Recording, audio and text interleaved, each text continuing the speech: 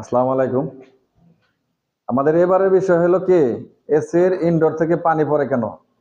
এটা কিন্তু খুবই একটা গুরুত্বপূর্ণ বিষয়। দেখবা যে এসি রুমের মধ্যে লাগানো আছে, ভিতর থেকে পানি পড়তেছে, ঠিক আছে? অনেক এসিতেই হয়, এবং এসি যখন রানিং হয় তখন এই সমস্যাটা অনেক এসিতেই দেখা যায়। তো এসি থেকে কেন পানি পড়ে, এসির ইনডোর থেকে কি কি কারণে পানি পড়ে, এই কারণগুলো আমরা জানবো এবং এর সমাধান কিভাবে করব সেটাও আজকের এই ক্লাস থেকে আমরা শিখবো। আমাদের প্রশ্ন হলো যে এসির ইনডোর হইতে রুমের মধ্যে পানি পড়ার কারণ এবং এর সমাধান, যে সম্ভাব্য কারণগুলা কি, পানি পড়ার সম্ভাব্য কারণগুলো আগে খুঁজে বের করতে হবে, এরপরে হলো এর সমাধান করতে হবে। কারণের প্রথম অংশেই যেটা দেখবো সেটা হলো এসির ড্রেন লাইন। এদিকে আসো। প্রথমে দেখতে হবে কি, পানি উচ্ছিষ্ট পানিটা কোথায় যায়? ড্রেন লাইন দিয়ে বের হয় না? ড্রেন লাইনটাই তো আমাদের আগে চেক করতে হবে। তো এটা একটু সরাই নেই।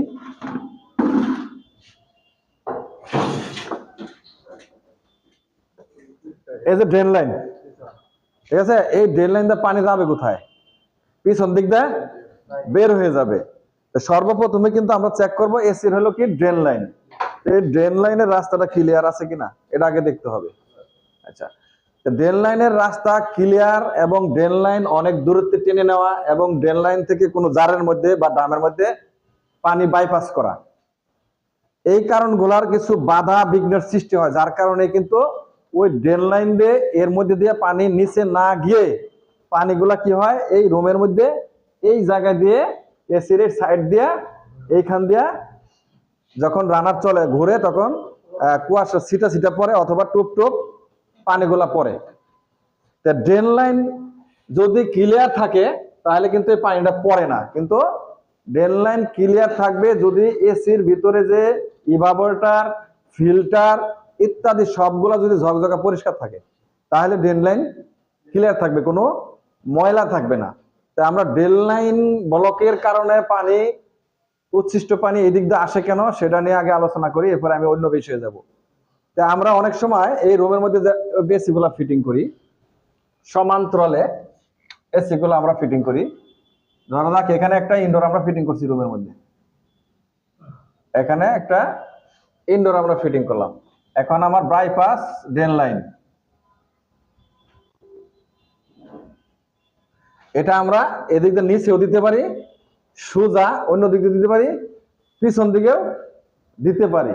তো এই ড্রেন লাইনটা যদি অনেক লম্বা হয়, এক রুম থেকে আরেক রুমে সিলিং এর ভিতর দিয়ে অনেক দূরত্বে নেওয়া হয়, ওই সব ক্ষেত্রে কিন্তু ড্রেন লাইনে যে পাইপ ব্যবহার করা হয়, ফ্লেক্সিবল পাইপ, ওই পাইপগুলা অনেক সময় যদি উঁচু নিচু হয়ে যায় তাহলে কিন্তু পানিগুলো যাইতে পারে না, এখানে এসে ব্লকের সৃষ্টি হয়, আর উচ্ছিষ্ট পানিটা কি করে রুমের মধ্যে পড়ে।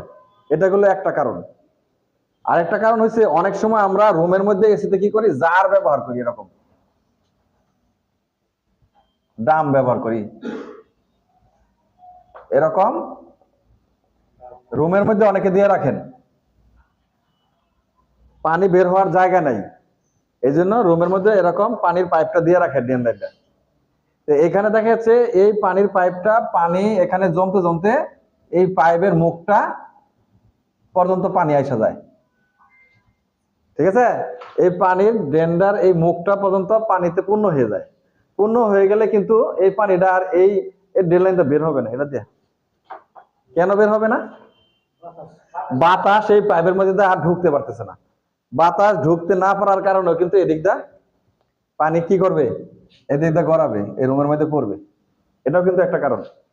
অনেক অনেক জায়গায় দেখছি যে ডেকোরেশন করা রুম, আসলে বাইপাস দিয়ে ড্রেন লাইন নেওয়ার মতো কোনো জায়গা নাই, সেসব ক্ষেত্রে কিন্তু এখানে একটা ব্যবস্থা রাখা হয়, হয়তো ড্রাম দেয় বা জার দেয় পানির, বা কোনো কিছু দেয়।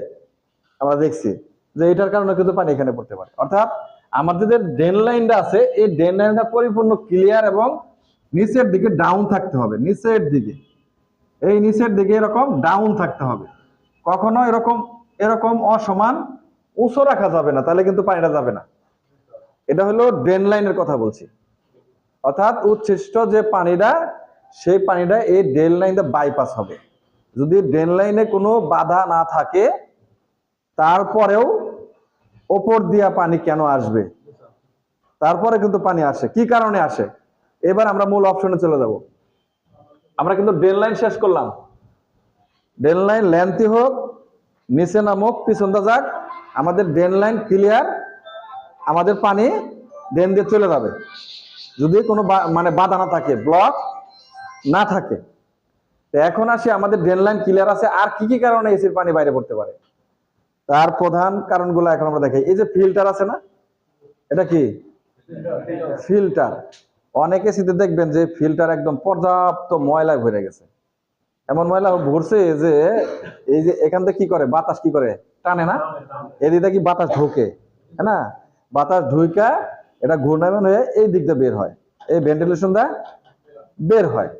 তো এইটা যদি অতিরিক্ত অনেক ময়লা হয়ে যায়, এই ময়লাগুলা কোথায় যায়? এই ময়লাগুলা এই যে এই ইভাপোরেটরেও যায়। এখানে যখন ময়লা হয়, তার কিছু ময়লা কিন্তু এখানেও যায়, শুধু এটার মধ্যেই থাকে না।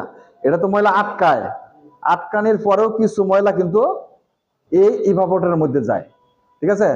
তো এটা কিন্তু আমরা পরিষ্কার করে দিব মাঝে মাঝে খুলা খুলা। যারা এসি আমরা চালাই তাদের কিন্তু কিছুদিন পর পর, কিছুদিন বলতে পারে কি মাসে 2-1 বার পরিষ্কার করতেই হবে। এটা আমরা পরিষ্কার রাখবো। তো এটা পরিষ্কার করলে আর ময়লাগুলা বেশি ভিতরে যাইতে পারবে না। আর এই যে ইভাপোরেটর আমরা যেটা দেখতেছি ভিতরে, এই যে ফিন্সের ভিতরে যে পাইপগুলা দেওয়া আছে, এই ফিন্সগুলা যখন অতিরিক্ত ময়লা হয়, এখানে যখন ময়লা জমে, এই ময়লা জমার কারণে এখানে যে ইভাপোরেটর কি হয়, যখন চললে এটা কি ঠান্ডা হয় না? কুয়াশার মতো ঘামে না পাইপগুলা, কুয়াশার মতো ঘামে, ওইটা একটু জলীয় বাষ্প যেটা আর কি। এইটা যখন ভিতরে যে রানার আছে, রানার যখন ঘুরে, তখন বাতাসটা কি ঘূর্ণায়মান হয় না? ওই বাতাসটা ইভাপোরেটরের ভিতর দিয়ে ঘুরে না? অর্থাৎ পিন্সের ভিতর দিয়ে বাতাস এপাশ ওপাশ হয় না? তো এপাশ ওপাশ যখন হইতে চায়, যদি এর ভিতরে ক্লিয়ার থাকে, তাহলে কিন্তু কোনো প্রকার পানির সাথে ময়লা হবে না, সোজা সাদা পানিগুলাই ভিতরে যাবে, ড্রেন দিয়ে পাসিং হয়ে যাবে। আর যদি দেখা যায় এই পিন্সের ভিতরে ইভাপোরেটরের ময়লা থাকে,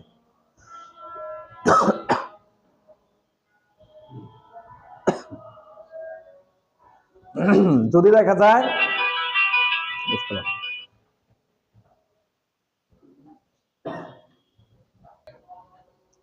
যদি দেখা যায় যে ইভাপোরেটরের এই যে কয়েলগুলা, যেটা আমরা টিউব বলি, এই ফিন্সের মধ্যে ময়লা যুক্ত হয়, তখন এই ময়লা হলে এই রানার যখন ঘুরে, বা এই যে কয়েলটা যখন ঘামে বা উষ্ণ উষ্ণ আইসের মধ্যে তৈরি হয়, ঘামা ঘামা ভাব, ঠান্ডা, তখন এই ময়লার সাথে কি হয়, মিক্সিং হয়।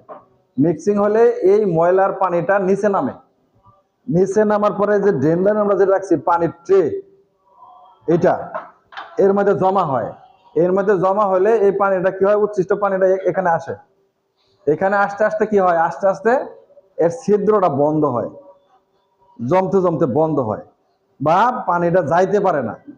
না যাওয়ার কারণে কি হয়, তখন যে রানার ঘুরে, এসিটার রানার, ওই ড্রেন লাইনের পানি অনেক সময় রানারের ঘুরা সিটটা কিন্তু অনেক সময় রোমের মধ্যে পড়ে। আবার পানি বেশি হয়ে গেলে এই নিচেটা, এই দিকটা সোয়া সোয়া ফোটা ফোটা করে পানি পড়ে। তাহলে এই হইল প্রধান কারণ, অর্থাৎ ইভাপোরেটর ময়লা। তো ইভাপোরেটর যদি ময়লা থাকে, তাহলে এটা কিভাবে পরিষ্কার করতে হবে? আমাদের দেশে তো এখন পরিষ্কার করার সোজা নিয়ম চলে আসছে, মানে খুব সহজ পদ্ধতি, high speed machine. High speed machine দিয়ে যদি আমরা ধরি, সব পরিষ্কার হয়ে যাবে। অবশ্যই ওয়াশিং কিটটা এখানে লাগাইতে হবে, ওয়াটারপ্রুফ। ওয়াটারপ্রুফ যে আমাদের ইমার্জেন্সি কিট বের হয়েছে, যেটা এখানে দিয়ে কিন্তু আমরা সুন্দর করে পরিষ্কার করে দিতে পারি। অথবা এই কাভারটা খুলে সম্পূর্ণ ইভাপোরেটরটা বের করে পরিষ্কার করার পরে আবার লাগাই দেব, ঠিক আছে? তাহলে মূল কারণ কি, ইভাপোরেটর ময়লাযুক্ত হওয়ার কারণে কিন্তু ড্রেন লাইন ব্লক হয়। ময়লাযুক্ত পানি যায়, ড্রেন লাইন ব্লক হয়। আর এই ড্রেন লাইন ব্লক হওয়ার কারণে কি হয়, এই ঘরের ভিতরে পানি পড়ে। এটা কিন্তু প্রধান কারণ। আচ্ছা, এছাড়া আরো কিছু কারণ আছে, সেটা হলো আমরা একটু দেখাই। যদি ঘোরাবো এসি, দেখুন একটু ঘোরা, হ্যাঁ একটু ঘোরাও, ওদিকে টান দাও, হ্যাঁ একবারে ঘোরায় ফেলাবো। ঘোরাও ঘোরাও, আটো ঘোরাও। এই যে এখানে যে এসির সার্ভিস পাইপ যেটা গেছে, এই যে পাইপ গেছে না, দুটা পাইপ, হ্যাঁ দেখছেন, দেখেছি। এই দুইটা পাইপ কিন্তু একবারে ইনসুলেশন করতে হবে, ঠিক আছে? ইনসুলেটেড করতে হবে, পাইপ যেন কোনো অবস্থায় খোলা না থাকে। এখানে যদি ইনসুলেশন লিকেজ করে তাহলে এটা কি হবে, ঘামবে। এই পাইপটা তো অবশ্যই ঘামে, ঘামার কারণে কিন্তু এখানেও পানি জমে, টপ টপ পানি। এই পানিটা কোথায় যায়, এই যে এখানে যায়, ঠিক আছে? এদিক দা পরে, এদিক দা পড়ার কারণে আবার যে এখানে ওয়ালের সাথে ফিটিং থাকে না, এটা সে ওয়াল ঘামে, ওয়াল ঘামে কিন্তু পানিটা নিচে পড়ে, বোঝা গেছে? তাহলে এসির ইনডোরের যে এই যে পাইপ, এই পাইপটা কিন্তু ভালো করে ইনসুলেশন করতে হবে। এবং ভেতর থেকে যে ড্রেন লাইনটা আসছে, এইখানে লিকেজ আছে কিনা, এই যে এই জায়গায়, এটাও কিন্তু ভালো করে লাগাইতে হবে, বোঝা গেছে? তাহলে কিন্তু আমরা এই পানি পড়ার থেকে রেখাই পাবো। তাহলে কি কি কারণে পানি পড়ে শিখলাম, দেখো ওইদিক দিয়ে দিয়ে একটু ঘুরাই দিব, আগের মতো ঘুরাই দিব, আগের মতো ঘুরাই দিব, আচ্ছা আচ্ছা, আগের মতো ঘুরাই দিব। আচ্ছা আরেকটা জিনিস ক্লিয়ার দেখাই, এই যে হ্যাঁ এদের ঘুরাই দিতে হবে, আগে যেভাবে ছিল ঘুরাই দাও, একবারে ঘুরাই। আচ্ছা আচ্ছা, পানি পড়ার কতগুলি কারণ দেখলাম আমরা। প্রথম কারণ দেখলাম কি, যে ড্রেন লাইন সমস্যা, তারপরে ইভাপোরেটর সমস্যা। এবার আসবো আরেকটা কারণ, সেটা হলো ইনডোরের ব্লোয়ার ফ্যানের সমস্যা। ইনডোরের ব্লোয়ার ফ্যান যেটা ঘুরলে বাতাস হয়, সেটাকে কি বলা হয়, রানার। এই রানার যদি সঠিক মাপে না ঘুরে, অর্থাৎ তার যে আরপিএম আছে, ঘূর্ণন পাক আছে, এটা যদি কম ঘুরে বা বন্ধ থাকে, ঠিক আছে, তাহলে কিন্তু এখানে আইট জমবে। এই রানার কম ঘোরার কারণে কিন্তু পানি পড়ে। রানার কম ঘোরার কারণে শুধু পানি পড়ে না, ঠান্ডাও কিন্তু রুমের মধ্যে কম হয়। তো সেই ক্ষেত্রে যদি মোটরের সমস্যা থাকে, ফ্যান মোটরের চেঞ্জ করতে হবে। রানারে কোনো সমস্যা থাকলে বা ভাঙা থাকলে, বা রানারের যে পাখা থাকে যেটা, ওটা যদি ভাঙা থাকে, তাহলে ওটা পরিবর্তন করতে হবে। পরিবর্তন করলে কিন্তু এই সমস্যার সমাধান হয়ে যাবে। এরপরে আসছে যে ইনডোর বসানোর লেভেল, অর্থাৎ এসির ইনডোরটা আমরা যেখানে অলের সাথে বসাইছি, সেখানে হয়তো আমাদের লেভেল ঠিক নাই। আমাদের পানির ড্রেন লাইন আছে আমার এই পাশে, কিন্তু আমার এই সাইডটা উঁচু হয়ে গেছে, এই সাইডটা একটু উঁচু হয়ে গেছে, অথবা আমরা যেখানে বসাইছি ওই জায়গাটা সমান না, অসমান। আর অসমান থাকার কারণে এসিটা চলতে চলতে একটু ডিসপ্লেস হয়ে গেছে, ঠিক আছে? তো এসির পানি কখন পড়ে, এসিটা চালু দিলে কিন্তু পানিটা পড়ে না। এসি চালু দেওয়ার দেখা যাচ্ছে আধা ঘন্টা 1 ঘন্টা পরে অনেক সময় পানি আসে, কারণ পানিগুলো জমতে হবে ট্রেতে। এই ট্রেতে পানিটা কি জমতে হবে, এবং জমার জন্য একটু সময় লাগবে। তো অনেক সময় দেখা গেছে কমপ্লেন আসে যে আমার এসি থেকে পানি পড়তেছে। তো অনেকেই যায় দেখে যে পরিষ্কার করে দেয়, করে দেওয়ার পরে কিছুক্ষণ চালানোর পরে দেখে যে পানি টানি নাই, চলে আসে। কিছুক্ষণ পরে দেখা যায় আবার ফোন দেয় যে এসি তো পানি পড়তেছে। কারণ কমপক্ষে আধা ঘন্টা 1 ঘন্টা চলতে হবে, না চললে তো পানি এখানে জমা হবে না, জমা না হলে তো পানি পড়বে না, ঠিক আছে? তো এসির পানি পড়ার রোগটা কিন্তু এটা অ্যাভেলেবল, ঠিক আছে? এই রোগটা কিন্তু অ্যাভেলেবল। এই যে এখন এসির সিজন আসতেছে, গরম শুরু হবে, এখন এসি চলবে। তো অনেকেই আছেন যারা সজাগ দৃষ্টিতে যারা আছেন, তারা অনেকেই এসি গুলো সার্ভিসিং করাবেন, চালানোর আগেই সার্ভিসিং করে নেবেন, তাহলে সমস্যাগুলো কম হবে। আর যারা দেখছে যে এসি যতক্ষণ নষ্ট না হয়, কোনো প্রকার সমস্যা দেখা না দেয়, ততক্ষণ পর্যন্ত কেউ এসি সার্ভিসিং করে না। যখন এসির সমস্যা দেখা দেবে, তখন বলবে যে আমার এসির সমস্যা এখন ঠিক করতে হবে, ঠিক আছে? এসির পানি পড়ার কারণ কয়টা পাইছি? একটা আরো আছে, আমরা 4টা উল্লেখ করছি। প্রধান কারণ হলো drain line block. Drain line block কি কি কারণে হয়? ময়লা হওয়ার কারণে। ওই ময়লাযুক্ত পানি ড্রেন লাইনে প্রবেশ করার কারণে বাধাপ্রাপ্ত হয়ে ড্রেনের ছিদ্র বন্ধ হয়ে যায়। এ হলো কি প্রধান কারণ। আরেকটা কারণ হলো কি, ইভাপোরেটর ময়লার কারণে তো ওইটা হয়। আরেকটা কারণ হলো যে কি, এসি ফিটিংসে যদি কোনো সমস্যা থাকে, ইনডোর ফিটিংসে যদি কোনো সমস্যা থাকে, এই 2টা কারণেই পানি পড়ে, আর কোনো কারণে পানি পড়ে না, মেন সমস্যা হচ্ছে ড্রেন লাইন ব্লক, যে কোনো কারণে ড্রেন লাইন ব্লক হোক, পানিটা আটকা পড়ে। আর দ্বিতীয়ত কারণ হলো ইভাপোরেটর ময়লা হওয়া। এই দুইটা হলো প্রধান কারণ। আর অন্যান্য কারণের মধ্যে যেগুলো আছে সেটা হলো কি, যদি এই যে আমার সার্ভিস পাইপ ভালো ইনসুলেশন না থাকে, পিছনে লিক থাকে, আর যদি আমার ইনডোর বসানো ঠিক না থাকে, এছাড়া আর কোনো কারণ থাকে না ইনডোরে পানি ভরা। ঠিক আছে? তাহলে আমরা যখন কোনো একটা এসির পানি ভরা ঠিক করতে যাব, তখন অন্তত এসিটা আমাদের বেশ কিছুক্ষণ চালাইতে হবে। ঠিক আছে? চালানোর পরে লক্ষ্য রাখতে হবে যে আসলে পানিটা কোন দিক থেকে আসছে। বুঝা গেছে?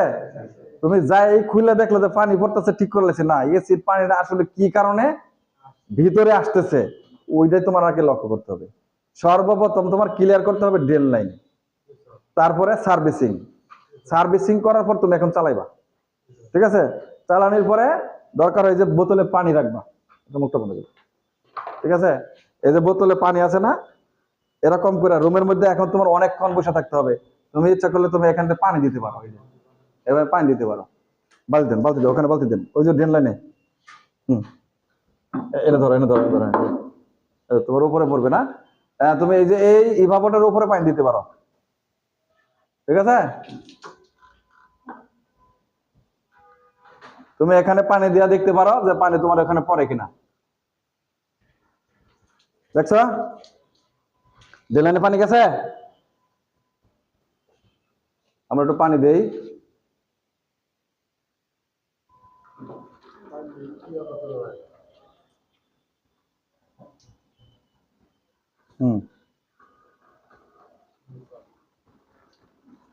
দেখা গেছে পানি কিন্তু আমার ড্রেন লাইন এখন যাচ্ছে, আমরা ক্লিয়ার করতে পারতেছি। আমরা কিন্তু এভাবে পানি দিয়ে অপেক্ষা করতে পারবো সার্ভিসিং করার পরে। বোঝা গেছে? এখন পানি এখান থেকে আসার কারণ হচ্ছে পানিটা আমি এখানে যখন ঢালছি তখন এই দিক দিয়ে সামনে পড়ছে, কিন্তু পানিটা আসলে ইভাপোরেটরে এই উপর দিয়ে ঢালতে হবে। এখান থেকে যদি আমরা পানি ঢালি তাহলে ড্রেন লাইন দিয়ে পানিটা চলে যাবে। বোঝা গেছে? আমরা কিন্তু এভাবেও পরীক্ষা করে দেখতে পারবো। এখন রুমের মধ্যে এসি ফিটিং করছি, এসি ফিটিং করার পরে এসি থেকে পানির এখানে জমতে অনেক সময়ের প্রয়োজন। ঠিক আছে? তা আমরা এতক্ষণ অপেক্ষা যদি আমাদের সময় না থাকে, আবার বিদ্যুৎ চলে যাইতে পারে, এজন্য আমরা কি করব, যে বোতলের সাহায্যে আমরা একটু পানি এখানে দিব। দেওয়ার পরে আমরা দেখবো যে এখানে পানিটা জমলে আবার ভিতরে ছড়ায় আসতেছে না নিচের দিকে ড্রেন লাইন দিয়ে পানিটা চলে যাচ্ছে, এটা কিন্তু আমরা পরীক্ষা করব। তাহলে কিন্তু আমাদের কাজটা সঠিক হবে মনে করা যায়। বুঝতে পারছি? তাহলে আমরা কিভাবে সমাধান করব, কি শিখলাম?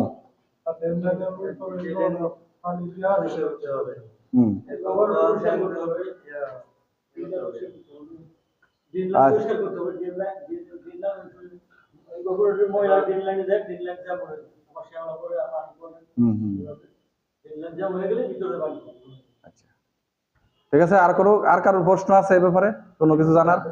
হ্যাঁ নির্মল, তোমার কোনো প্রশ্ন আছে? হ্যাঁ, ড্রেন লাইনে যদি পানি পড়ে, মানে এসিতে যদি পানি পড়ে, তাহলে সমাধান কিভাবে করব, এই ব্যাপারে আর কোনো কিছু জানার আছে? আচ্ছা ঠিক আছে, তাহলে আজকের মতো এই পর্যন্তই। খুদা হাফেজ, আসসালামু আলাইকুম।